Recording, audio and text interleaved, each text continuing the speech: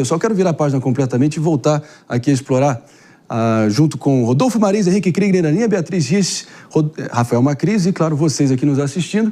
Porque sabem aquela morte que a gente segue, a gente trouxe aqui ontem novamente, os últimos desdobramentos em torno da morte absolutamente misteriosa e intrigante do empresário Adalberto Amarílio dos Santos Júnior, ele que foi achado sem vida num buraco no autódromo de Interlagos. Agora, segundo o DHPP, pessoal, ele sofreu uma morte triste e agonizante. Trazendo aqui até uma adjetivação que, vindo de um órgão de segurança, porque realmente deve ter sido extremamente triste e agonizante, até porque durante a coletiva de imprensa na tarde de ontem, essas foram as palavras utilizadas para classificar a morte dele, porque realmente, da forma com a qual o corpo dele foi encontrado, realmente, com certeza, na verdade, foi uma morte com requintes de crueldade. Mas as investigações seguem em curso, continuando. Claro que havia ali uma grande expectativa ali no exame de DNA, para realmente traçar ali a origem do sangue encontrado no carro dele, se é realmente da própria vítima ou de alguém que pode ter entrado numa altercação contra ele até levar ele àquela vala. Enfim, a gente quer aqui seguir explorando na medida que a gente vai trazer nesses detalhes. Eu vou trazer aqui... Rodolfo Marins, está por dentro dos últimos movimentos? Estou por dentro. Vamos lá. Foi encontrado também sêmen. Claro.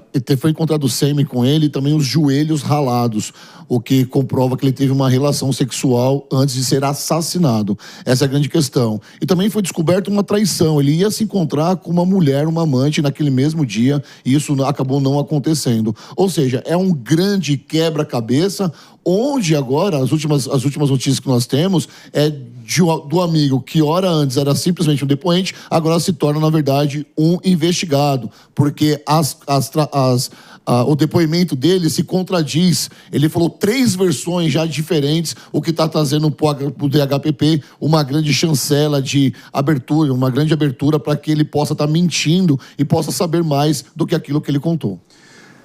E como consequência nefasta ou não, é a vida como ela é, eu fico tentando genuinamente aqui, pessoal, me colocar minimamente que seja do ponto de vista dos amigos e dos familiares, depois de ter que lidar com uma tragédia tão macabra como essa, ver a espetacularização com a divulgação de tantos detalhes absolutamente íntimos, escatológicos do próprio Adalberto. Então é importante a gente também jamais perder de vista o aspecto humano envolvido numa situação, numa apuração tão pesada como essa, né, Aninha? Não, André, eu ia tocar exatamente nesse aspecto, né? Imagina para a esposa do Adalberto, que estava em casa esperando o marido, porque eles iam jantar, pelo que eu me lembro do depoimento dela, e ela agora tem que lidar com aí a divulgação, não só de detalhes como esse, poxa, teve uma relação, ou seja, ela ainda estava sendo traída, né?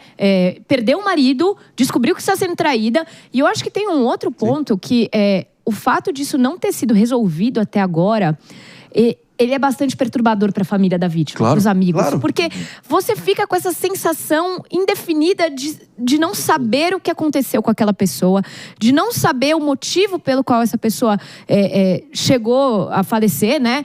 E tem um outro ponto que era um evento muito grande.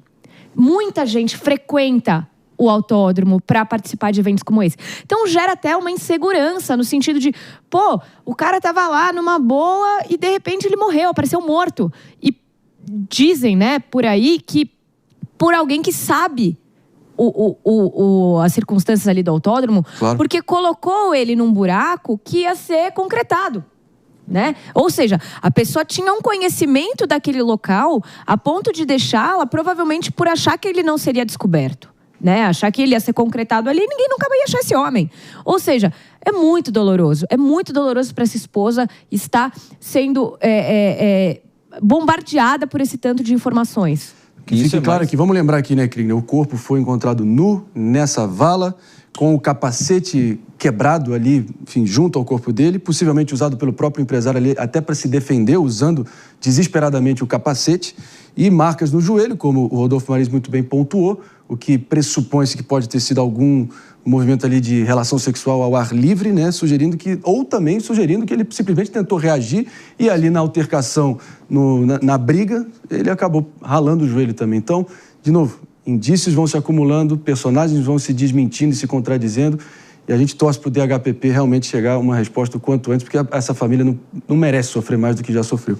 Vamos com o Henrique Krigner. O que tem sido muito aventado é que isso não foi uma questão acidental, né? No sentido de, ali aconteceu alguma coisa que fugiu do controle por conta desses detalhes, como a Aninha colocou aqui. O buraco ali era realmente muito propício para se esconder um corpo, iria ser concretado logo em seguida. Então, parece que o crime foi cometido por alguém que talvez teve um tempo aí, uma capacidade de planejamento até para cometer esse crime, né? E aí agora estão se buscando links com a região onde ele mora, a questão do bairro de onde ele é localizado, se tem ali algum tipo de animosidade entre algumas pessoas, porque parece que ele já tinha algumas coisas assim em relação na sua história recente. Então, são vários componentes aí agora para poder traçar qual seria a motivação desse crime, né? Enfim, é um terreno fértil aqui para todo tipo de conspiração e especulação, mas vamos ouvir de realmente quem entende aqui, até porque o secretário adjunto da pasta de segurança pública do governo de São Paulo,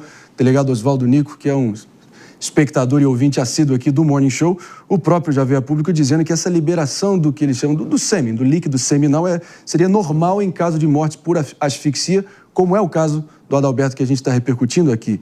Conforme o próprio delegado Nico, pessoal, em mortes desse tipo pode até haver a eliminação de sêmen, dado que, das contrações das vesículas seminais que ocorrem uma vez que há essa asfixia. Então, não necessariamente a presença do sêmen lá representa que, de fato, ele houve uma relação sexual. Então, talvez desbancando ou refutando mais uma hipótese, né?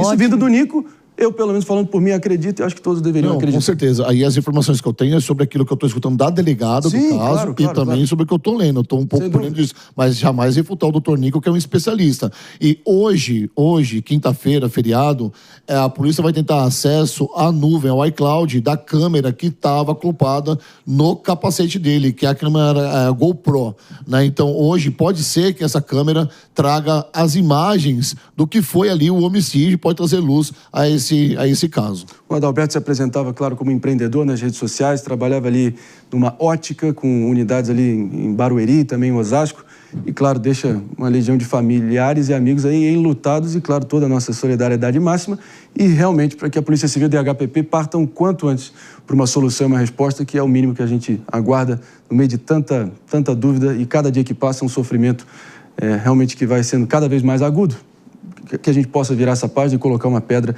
nessa tragédia.